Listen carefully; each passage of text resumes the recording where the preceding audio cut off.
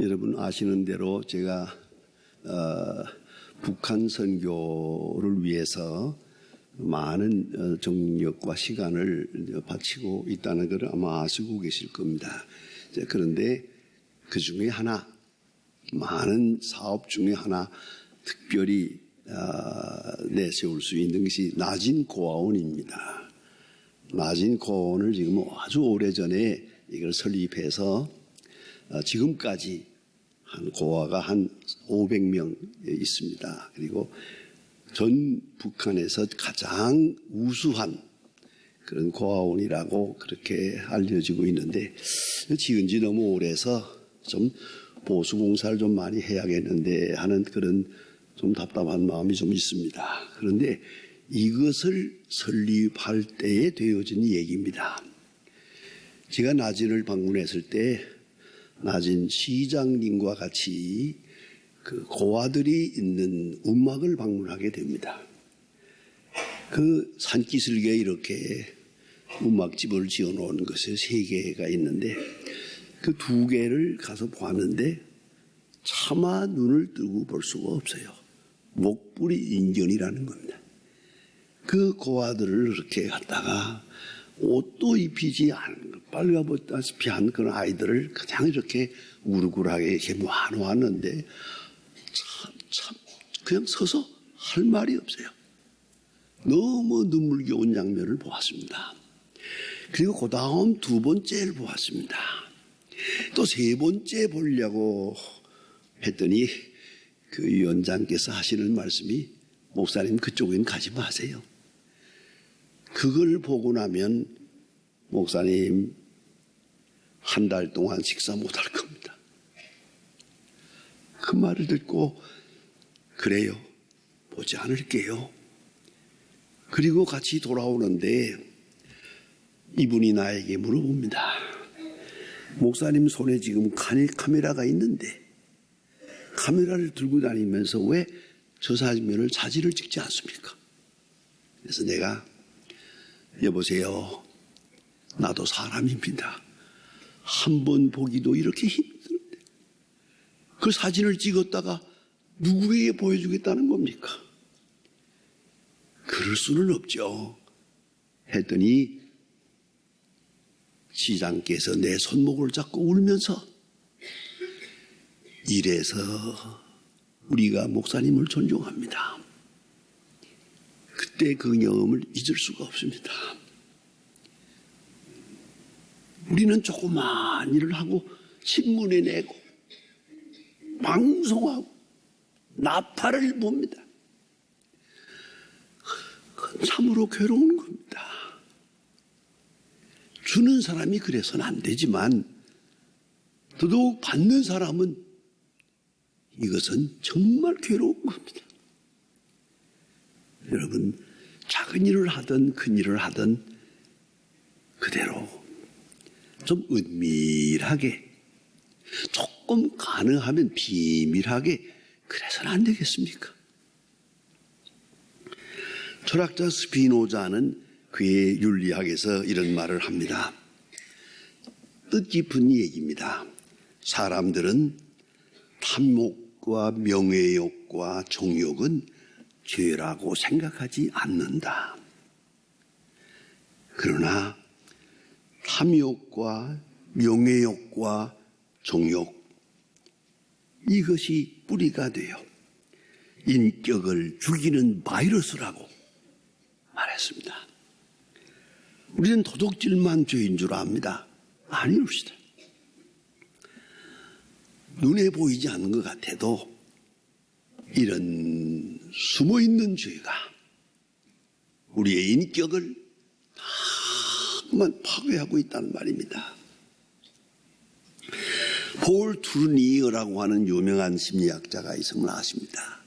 그의 Are You Nobody라고 하는 책이 있었는데, 제가 미국에서 공부할 때 이 강의를 좀 들었는데, Are You Nobody, 강의 받고 나오는 동안에 서로 인사하면서 Are you nobody, are you nobody 그랬습니다. 너는 아무것도 아니다, 아무것도 아니냐 하는 질문입니다. 인간의 본질을 묻는 질문인데 깊은 철학적 의미가 있습니다. 그러면 그분은 인간의 4단계로 발전 단계를 구분하고 있습니다. 첫째가 비밀의 단계, 그의 말대로 말하면 망설임의 단계. 아주 어렸을 때 조금 의식이 생기기 시작하면 아이들이 무엇을 숨기더라고요. 이렇게 분명히 어머니가 줬는데도 뒤에다 딱 감추고는 이렇게 망설인단 말이에요. 자꾸 숨기는 일이 있어요. 거기에 대해서는 할 말이 많습니다. 무언가를 나만 알고, 나만 즐기고, 나만 보고, 그러려고 하는, 그러면서 짜릿한 망설임의 즐거움을 즐기는 그런 단계가 있거든요. 거기 자아의식의 출발이라고 말합니다. 두 번째는 공유의 단계입니다. 비밀을 공유합니다. 그래서는 엄마한테 귀에다 대고 엄마하고 나만 아는 거다고 말이야. 요거는 아빠하고 나만 아는 거다. 우리만 아는 거다. 그리고 우리만 아는 것으로 하고 그걸 또 짜릿짜릿하게 그 비밀 공유하는 즐거움을 누린단 말이에요. 이런 단계가 있고 그 다음에는 이 세 번째가 문제입니다. 개방적 단계입니다. 이때는 모두가 알아주길 바랍니다. 내가 예쁜 것 모두가 알아주길 바랍니다. 내가 공부 잘하는 것, 내가 머리가 좋은 것, 운동 잘하는 것, 누구든지 모든 사람, 보다 더 많은 사람이 알아주기를 바랍니다. 여기서 비할 시대가 되는 겁니다. 그리고 보다 더 많은 사람이 알아주면 그만큼 내 가치가 높아지고, 아무도 알아주지 않으면 흔히 말하는 소외당하면 나는 살아서나 죽은 거라, 그렇게 생각을 함. 보다 더 많은 사람 앞에서. 이게 연예인들이 여기에 미친다는 거 아닙니까? 많은 사람 앞에서 한번 와 하는 소리를 듣고 나면은 그건 여기서 헤어나질 못하는 겁니다. 이게 개방적 단계라고 하고요. 포를 트르니에가 하고 싶은 말은 그것이 아닙니다. 그보다 더 중요한 것은 하나님과 나만 아는 것. 하나님과 나만 아는 비밀. 그것이 인간 실존의 근본이라고 그렇게 말하고 있습니다. 여러분, 오늘 본문에 나타난 말씀을 가만히 보면 5절에서는 예수님께서 기도에 대해서 말씀하시고 2절부터는 구제에 대해서 말합니다. 여러분, 어떻게 가치를 평가하십니까? 내가 누굽니까? 나의 인격의 그 존재를 평가할 수 있는 바로미터는 두 가지입니다. 기도, 구제. 상징적으로 상당히 중요한 의미가 있습니다. 간단히 말합시다. 얼마나 기도했느냐? 얼마나 구제했느냐? 이것이 내 인생을 평가하는 기준입니다. 여기에 꼭 생각해야 될 기준이 있습니다. 사람에게 보이려고. 이거 무서운 겁니다. 사람에게 보이려고, 사람에게 인정받으려고, 사람에게 칭찬받으려고, 사람에게 이렇게 생각하는 동안 그 인격은 그냥 무너지고, 신앙도 무너지고, 너무너무 마음 아픈 일들을 우리가 보고 있습니다. 여러분, 신앙생활이 뭡니까? 저는 그렇게 생각합니다. 신앙생활은 곧 기도생활이다. 그 사람의 신앙의 수준은 어디서 평가하느냐? 기도에서 평가된다. 미안합니다. 얼마나 기도하십니까? 얼마나 진지하게 기도하십니까? 얼마나 기도의 응답을 받았습니까? 그리고 얼마나 기도를 즐기고 있습니까? 여러분, 이걸 잊지 말아야 합니다. 예수님께서 말씀하신 모든 교훈, 그 교훈을 딱 종합해 보면은 3분의 2가 기도에 대한 교훈입니다. 예수님 자신이 기도로 본을 보였습니다. 기도로 시작해서 기도로 끝납니다. 시작할 때 기도하고 끝날 때 기도하고. 기도. 저는 이렇게 생각도 해봅니다. 너무 심각한 얘기입니다만은 하나님은 우리가 기도하길 바라십니다. 하나님을 아버지라 부르기를 바라십니다. 이 시점에서 생각할 때 하나님을 기쁘시게 하는 것이 기도요. 가장 높은 신앙 수준이 기도요. 가장 간절한 기도가 신앙생활의 끝이라고 한다면 우리가 당하는 모든 환난과 고통과 역경은 그 의미가 어디에 있느냐. 이제 여기서 본다면 기도하게 하시는 겁니다. 기도하게. 건강하니까 기도 안 하잖아요. 병들어서 기도하게 만들고 일이 잘 되니까 기도 안 하잖아요. 빵 하고 망하니까 그때 가서 엎드리더라 이거예요. 자, 하나님 편에서 봅시다. 그 모든 역경과 고난은 기도하게 하신 거예요. 그래서 하나님의 사람을 만들어가는 거예요.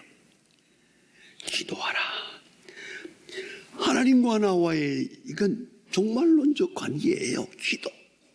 은밀하게 기도하고 그리고 기도의 응답을 내게. 오늘 기도하고 나오다가 누굴 만나면서 얘기하면서 기도 응답을 느껴요.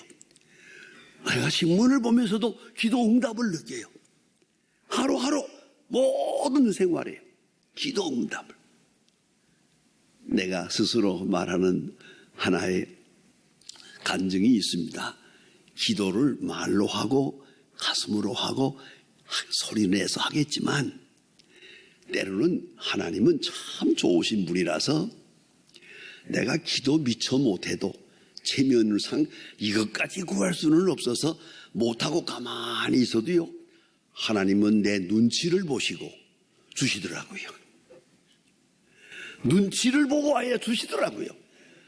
내가 어떤 때에 백화점에 가서 물건을 보면서 자녀가 그런데 뭐 이거 꼭 가져야 되는 건 아니고 좋긴 좋다. 그러면서도 내가 하나님 앞에 달라고도 못하고 뭐 돈이 있어도 이거 살 수가 없어. 그래서 너무 사치스러운 것 같아서 그러고 싶지 않아요. 딱 보고 좋다 하고 가면요, 며칠 후에 그게 내게 오더라고요. 하나님은 눈치가 빠르십니다. 구하기 전에 아시느니라는 말을 저는 실감합니다. 내가 미처 구하지 못했지만 하나님은 구하기 전에 아시고 크게 채워주시는 것을 보고 아이고 하나님 감사합니다. 그것이 제 마음입니다. 여러분, 기도를 그래서 즐기는 거예요. 기도에 무한한 행복을 느끼는 거예요. 기도는 울부짖음이나 고통이나 그런 게 아니라 기도 자체가 행복하고 기도 시간이 가장 행복하고 감사와 찬송으로 일관한다. 이것이 높은 수준의 신앙생활이란 말입니다. 그래서 기도가 그 사람의 신앙을 평가할 것이고요. 그 다음에는 구제입니다. 다른 사람과의 관계입니다. 다시 말하면 이기주의로부터 혹은 자기중심적인 생각에서 얼마나 벗어났는가. 나만 먹고 나만 잘 살고 아니고 다른 사람을 향해서 마음과 관심을 돌려야 한다. 너무나도 잘 아는 여러분이 아시는 선한 사마리아 사람에 대한 비유가 있죠. 그 비유에서 보면 참 중요한 교훈을 하십니다. 여기에 불안당받은 사람이 누워있다. 지금 곧 죽어가는 것 같다. 제사장이 보고 지나가고 레위 사람이 보고 지나가고 선한 사마리아 사람이 도와주었다. 이 간단한 이야기 속에서 우리는 중요한 사건을 생각하게 됩니다. 이 불안당 맞은 사람, 이 불안한 사람을 보는 순간 딱 두 가지 생각이 납니다. 하나는 이 사람을 도와주다가는 내가 어떻게 될까? 이 강도가 이 근방에 있을는지도 몰라. 여기서 뭐 주물주물 하다가는 내가 또 강도 만날 수도 있어. 이 사람을 도와준다가 내게 어떤 피해가 올까 생각하고 지나갔습니다. 그러나 선한 사마리아 사람의 생각은 다릅니다. 내가 이 사람을 이 시간 도와주지 않으면 이 사람은 죽는다. 내가 이 사람을 도와주지 않으면 이 사람이 어떻게 될까? 그런 거로 주변의 모든 위험이나 이런 거 아랑곳 없이 그를 도와줄 수 있었던 거예요. 구제의 동기는 여기에 있습니다. 이 사람을 도와주어서 내 명예가 올라가고 이 구제를 함으로써 선한 사업이 어떻고 뭐 굉장한 일이 이루어지고 인도주의적인 그 쓸데없는 생각입니다. 내가 도와주지 않으면 이 사람이 어떻게 될까? 그걸 생각해야 돼요. 그 생각하고 그 생각에 깊이 끌릴 때 선한 역사는 이루어지는 거예요. 그런데 여기에 함정이 있습니다. 구제의 함정은 이건 선한 일이니까 사람으로서는 가장 귀한 일이기 때문에 선한 일을 하고 나면은 꼭 칭찬이 있습니다. 뭐 표창장도 주기도 하고 뭐 신문에 나기도 하고 그럴 수 있겠죠. 선한 일을 해서 보상을 받습니다. 칭찬도 받습니다. 그런데 참 중요한 일이 있습니다. 칭찬받기 위해 선한 일하면 선한 일이 아닙니다. 보상을 받기 위해 선한 일을 했다면 그건 더욱더 위선입니다. 똑같은 일 같은데 같지 않습니다. 같은 행위인데 내가 좋은 뜻을 가지고 이름도 없이 빛도 없이 봉사하고 칭찬받을 수도 있고 상받을 수도 있어요. 그러나 보상을 바라고 칭찬을 바라고 그리고 내가 수고한다. 그건 아니죠. 우리 아이들을 키우면서도 보아도 은근하게 좋은 일 한 다음에 우리가 칭찬할 수 있지만 요거 칭찬 들으려고 눈치 보아가면서 하는 거 마음에 안 들어요. 이걸 아셔야 됩니다. 그래 예수님께서 말씀하십니다. 사람에게 보이려고 사람에게 기도하는데 어떻게 사람에게 보이려고 구제하는데 어떻게 사람에게 보이려고 이건 아니죠. 이걸 벗어나야만 온전한 자유인이 될 것입니다. 온전한 신앙이 될 것입니다. 너무너무 귀한 말씀입니다. 언젠가 한번 북한에 갔더니 참 그런 얘기를 해요. 우리가 좀 어려우니까 남조선에서 도와주는 건 고마운데 여기가 뭘 좀 도와주고는 자꾸만 영수증 달라고 그러고 표창장 달라고 그러고 감사패 달라고 그러고 참 마음에 안 듭니다 그러더라고요. 여러분 그래야 되겠습니까? 구체적으로 말씀드립니다. 이름을 대지 않겠습니다. 한국에 있는 큰 교회에서 10만 불 하는 겁니다. 10만 불의 약품을 보냈습니다. 몇 달 후에 약품이 되돌아왔습니다. 그 장로님들이 기가 막혀서 나한테 와가지고 이게 왜 되돌아왔습니까? 그래서 내가 그 약품 상자에다 뭐라고 썼습니까? 아무 교회에 하고 썼대요. 그 밑에다가 주 예수를 믿으라 썼대요. 여러분 이게 되겠습니까? 북한에서 이게 통합니까 이게? 그러니까 돌아가더라 이겁니다. 돌아왔어요. 이게 얼마나 까다롭고 중요한 얘기입니까? 사람에게 보이려고 이름도 없이 빛도 없이 그러면 안 되겠습니까? 내가 아는 이름을 대지 않겠습니다만 장로님이면서 판사입니다. 판사로 한 30년 지냈는데 그가 어떤 때 중요한 재판을 하게 됩니다. 왜냐하면 어떤 부인이 자기 남편이 하도 술을 많이 먹어서 매일같이 술을 먹고 와서 아내를 때리는 거예요. 그 아내를 때리니까 그 남편을 맞으면서 밀쳤어요. 남편이 죽었어요.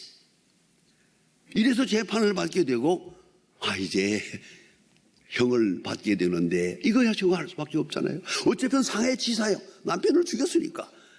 그래서 사정은 그렇지만 할 수 없이 판사는 형 5년을 내렸습니다. 그리고 감옥으로 갔습니다. 근데 여기 그 초등학교 1학년 아이가 있어요. 얘가 이제 어떻게 살합니까? 그래서 그 후로 그 판사는 비밀로 몰래 장학금을 줬습니다. 그 아이의 장학금을 쭉 줬는데 고등학교 졸업할 때까지 줬습니다. 얘가 장학금 받아가지고 공부했습니다. 얘가 지금 큰 다음에 가만히 있자. 나에게 장학금을 준 분을 찾을 것이다. 재주가 좋아요. 여기서부터 편지가 간 걸 꼭 편지 딱지를 뜯어가지고 그걸 자꾸 연구해가지고요 찾아왔어요. 찾아왔을 때 그 장로님은 안 계셨고 부인만 있었어요. 딱 들어서가지고 이 얘기를 하니까 부인이 깜짝 놀라세요. 그 다음에 남편이 들어온 다음에 당신이 이런 일 했냐고. 그랬다고. 어떻게 나도 모르게. 그래서 오른손이 하는 거 왼손이 모르게 했지. 여러분, 은근함의 신비, 은근한 하나님과 나만 아는 그 재미가 있는 거 아닙니까? 그거 은근한데. 순교자 보네포의 유명한 윤리학 에틱스라고 하는 책이 있습니다. 제가 그 책을 읽는 중에 중간에 에케 호모라는 한 챕터가 있는데 그 한 3페이지 됩니다. 그걸 제가 옛날에는 외우다시피 했습니다. 너무 귀중하기 때문에. 에케 호모, 이 뭐냐? 영어로 말하면 Behold this man. 예수의 십자가를 바라보면서 그 빌라도 앞에 선 예수님을 본 거예요. 묵상하면서 보라 이 사람이로다. 빌라도가 한 말입니다. 에케 호모 라틴어입니다. 그리고 그걸 빌라도 앞에 서신 예수님을 바라보며 묵상을 합니다. 간단하고 명료하게 예수님은 그 자리에서 3가지를 포기했다. 첫째, 생명을 포기했다. 생명은 하나님의 것이고 하나님께로 가기 때문에 생명에 대한 애착을 깨끗이 하나님께 맡겼다. 두 번째, 이게 중요합니다. 업적을 맡겼다. 내가 한 일에 대하여 그 다음에 어떻게 될까요? 후속 결과가 어떻게 될까요? 내가 굳이 했는데 어떻게 될까요? 내가 봉사했는데 어떻게 될까요? 잊어버려. 여기서 출발했으면 됐지. 그 다음은 묻지 마세요. 그걸 물으면 아무 일도 못합니다. 가끔 그런 얘기를 해요. 북한 선교한데 그래 그 다음은. 아니요. 여기까지만 내가 합니다. 그 다음은 하나님이 하시는 일입니다. 후속 결과까지 생각하지 마세요. 굳이 했으면 됐어요. 굳이 받은 사람이 그 돈 가지고 와서 술을 먹든지 말든지 그건 당신은 할 얘기가 아니요. 이걸 하셔야 됩니다. 그 후속 결과를 깨끗이 예수님께서 그 봉사하시고 그 귀한 일 하신 다음에 제자들은 한심합니다. 이제 곧 이게 한심합니다. 이게 나 죽은 다음에 이것들이 어떻게 될 겁니까? 그러면 아무 일도 할 수가 없죠. 셋째는 명예를 위탁했다. 간단히 말하면 사람들이 어떻게 평가할까? 성공했다고 할까? 실패했다고 할까? 옳다고 할까? 그러다고 할까? 사람들의 평판을 잊어버려. 그것이 진정한 은밀한 가운데 드리는 구제란 말입니다. 사람에게 보이려고 사람에게만 알리려고 그러지만 은밀하게 하나님과 나만이 아는, 하나님은 아십니다. 하나님은 보십니다. 하나님은 은밀하게 갚아주십니다. 다 갚아주십니다. 흐리지 마십시오.